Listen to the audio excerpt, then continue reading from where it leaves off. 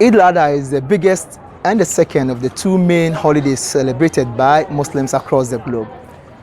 It honors the willingness of Abraham to sacrifice his son Ishmael as an act of obedience to the Almighty Allah. With the harsh economic conditions across the country and beyond, today we are in Hausa Line, a predominantly Muslim community here in the Techiman municipality of the Borno East region, to engage Muslims on how they intend to observe this important Muslim festival. Let's get interactive with some of them here on the streets.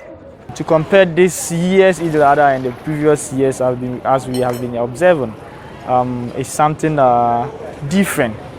Looking at how economic hardship we have entered into, and then the country as a whole, it's going to be very difficult for us.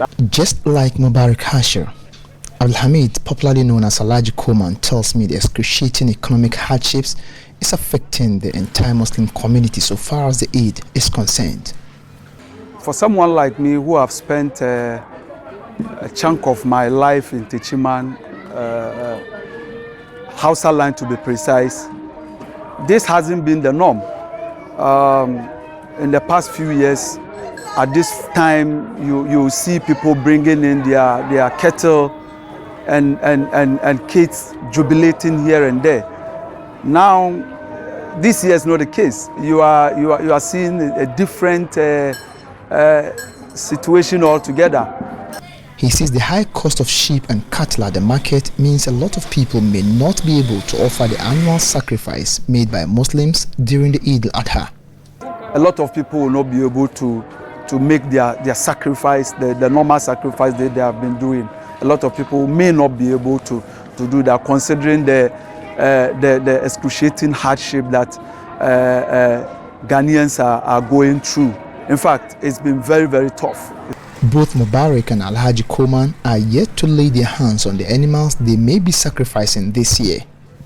They say they are waiting for the last minutes and are hoping for a miracle to happen. As it stands, some of us, unless God intervene in some of these things, I don't know. But I pray Allah will do something better for me. In fact, we are all waiting for the last minute, because you go to the market and when you ask about a normal sheep, the price that you'll be told, in fact, you just have to go back and see how you can reorganize yourself. So they are very, very expensive. The animals are very, very expensive. Samira Hashir is just returning from the Techiman Central Market. She says their goods are not being bought due to the harsh economic hardships in the country. There is no money in the system, and they don't even buy things. We are just from the markets. No one is there. They don't even get the money. How can they afford to buy anything? So the system is so hard. So the government has to do something about it. She's worried, however, that the prices of goods, including cattle, has doubled over the past few months, meaning the people cannot afford to make their families happy this festive season. It's like you're going to buy a cow. You know the cow is 2,005. When you prepare with your 2,005, the moment you reach there, they said it's 4,000. How can you afford it? You have kids. You have to show them some love. You have to show something. They have to enjoy, because it's a time of enjoyment. So how can you get such amount to afford something? To these people we've been speaking with, their common plea to authorities is to institute measures capable of easing the difficulties being faced by the people. I would want to appeal to the authorities to do their best, at least to bring the inflation a bit down, so citizens will be cushioned. I think the government has to do something about it, because how the things are going, I think the government has to do something.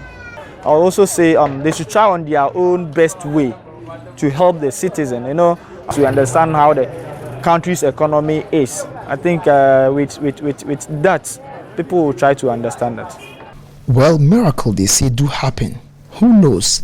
Maybe, just maybe, something similar may happen within the final hours ahead of the Eid.